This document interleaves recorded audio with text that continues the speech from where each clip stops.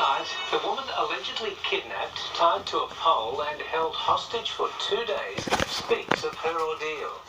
The hunt is on for the Fruit Saga culprits. It's not funny, and you're a coward and you're a grub.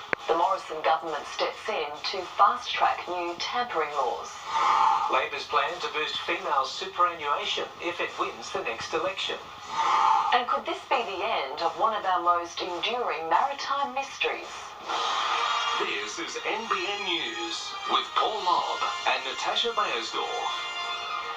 Good evening. A 22-year-old woman has spoken of her shocking injuries and her ordeal allegedly suffered at the hands of her former boyfriend, a member of the Gypsy Jokers bikie gang. Tonight, she's recovering after he allegedly kidnapped her and assaulted her over 2 days. Beneath the scarf, the story of a young woman's alleged torture. So he's then shaven off all of my hair.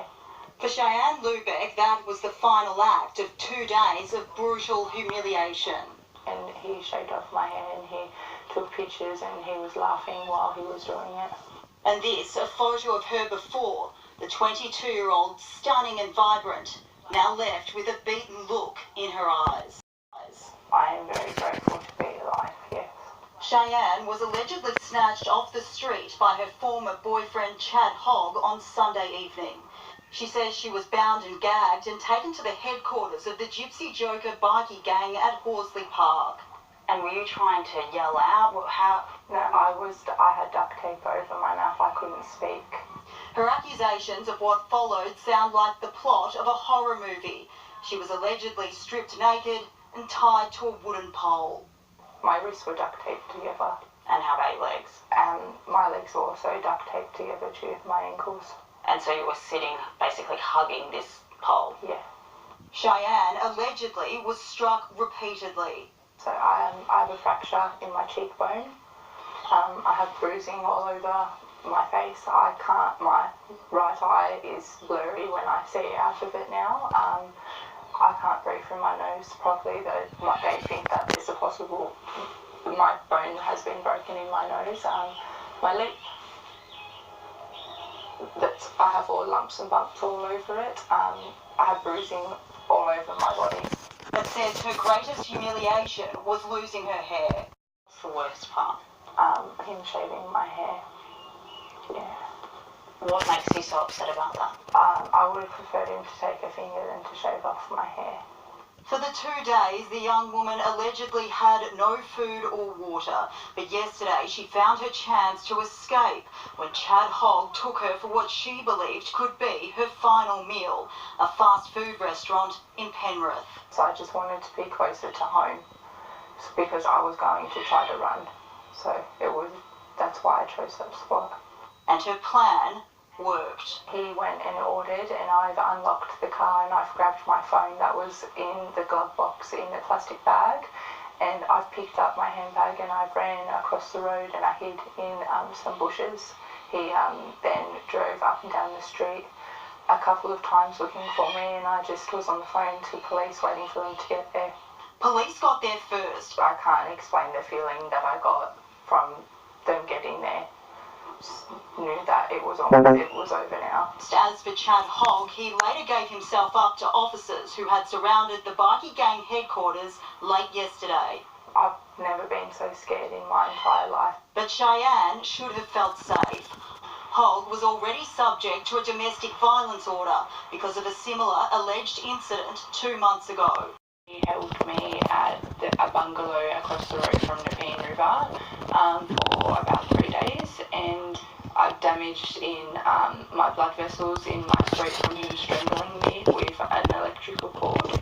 Like this latest alleged incident, she says she managed to escape and run for help. Hogg was arrested and charged, but given bail, and under the conditions of his DVO was banned from even contacting her. But he has been contacting myself and my family members since then, and he hasn't left me alone. But basically the DVO has just been a piece of paper to him. Basically, he hasn't stopped. Chad Hogg today was refused bail, while his alleged victim was reunited with her family. I needed to get home and see my mum and my sisters. That's really the only thing that kept me going.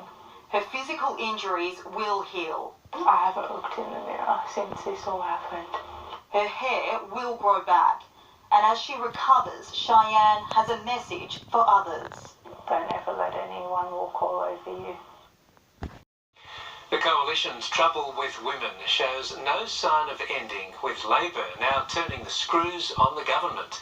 The opposition today telling mums they'll get a major superannuation boost if it wins the election. The heady mix of babies and politicians usually means just one thing. This is not even an election. But one's not far off, and Labor's determined to spotlight the Coalition's gender wars, with claims of bullying, harassment and complaints over too few females in government ranks. Australian women deserve to be treated equally. And Bill Shorten is offering an electoral sweetener. Women typically retire with $113,000 less in their super than men, so Labor's pledging to spend $400 million to make sure that those women who take Commonwealth paid parental leave continue to get super payments. A husband is not a retirement plan. The Prime Minister knows he has a problem. Don't listen to what Labor promised you. He's talking up super changes already delivered to allow catch-up contributions and reintroduce a tax break for those on low incomes. As a government, we've been acting. But there's plenty of ground to make up. And under our government, there are more women in work than ever before. To add weight to its case, the Coalition's promising to deliver a women's economic security statement at the end of October. It is the people who are sitting on this side of the chamber who have been working hard to ensure the financial security of Australian women. But that side's thin female representation was highlighted again today with the arrival of some guests. A delegation from the Kingdom of Saudi Arabia. On behalf of the House, I extend a very warm welcome to you. With 2 women out of 8, the delegation had a better gender balance than the Coalition frontbench. Chris Ullman, NBN News. The Prime Minister says copycat cowards who stick pins in strawberries or any other fruit will face up to 10 years jail under a new law being rushed through Parliament. New South Wales Police are offering a $100,000 reward leading to the arrest of anyone responsible for the flood of cases. Another day, another needle. This time, Orange Police are investigating one found in a strawberry at a local supermarket. In New South Wales, there have now been 20 similar cases. We found a young person has admitted to a prank, including putting needles in strawberries, and he will be dealt with under the youth cautioning system. The Prime Minister has had enough. You're a coward and you're a grub. And if you do that sort of thing in this country, we will come after you and we will throw the book at you. The federal government is creating a new offence of reckless conduct, up to 10 years jail for anyone posting hoaxes on social media. And he's increasing the penalty from 10 to 15 years jail for food tampering. What you get 15 years for are things like possessing child pornography and financing terrorism. That's how seriously I take this. Across the country, there have now been 100 reports of contaminated fruit. Hardest hit are big Queensland producers. It's decimated sales, and hence, a lot of fruit's being dumped, and everyone's struggling financially.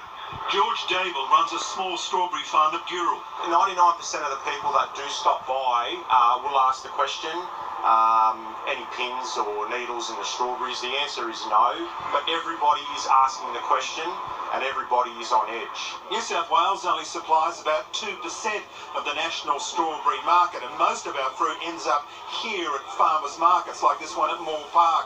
It's still too early in the season to say whether this scare will cause any financial impact. I'm happy to buy one. Look, I'll get one right now. There's a bit of hysteria, I would say hysteria, paranoia. No concerns from the PM turned salesman-in-chief.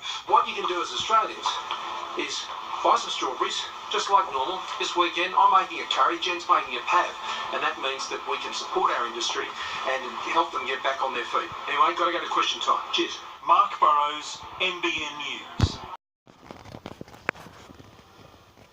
She's charged with the manslaughter of her own daughter, but out on bail. And today, a Hunter Valley mother has heard she could find herself back in custody. The stern warning to Jessica Gretorix came as the 22-year-old sought to have her bail conditions relaxed. Accused of being partly responsible for her daughter's death, Jessica Greatorex today made her first appearance in court since being granted bail a month ago. Are you happy to be on bail? Yes. In new details, police allege 22-year-old Greatorex failed to call an ambulance for 20-month-old Hayley Rose, who was found in her Taro home suffering head, chest and internal injuries, including broken ribs and a punctured lung. She died on June 19. Nothing else to say? No comment.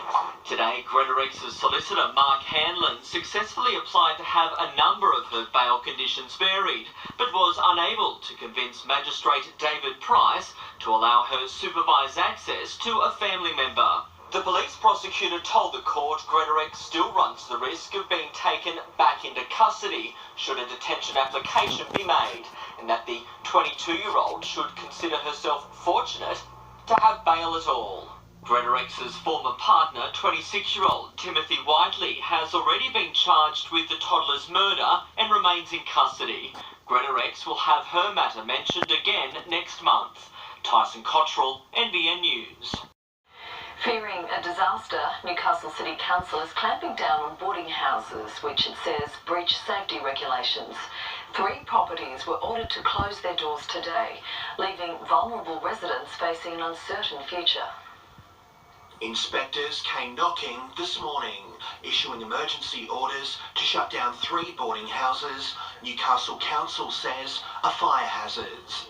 These 3 properties are essentially a death trap. The compliance breaches, it says, have been uncovered during a citywide audit.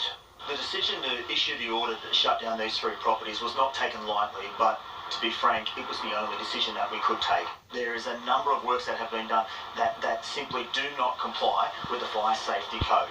Former Newcastle councillor Aaron Buman owns the boarding houses at Carrington and Mayfield. Those currently staying there say he provides a vital service. Aaron's like a father figure to us, you know, he's given us a second chance. Aaron begged them just give us a couple extra days, just, you know, so we can stay here while the work's getting done, and they said no, no, no.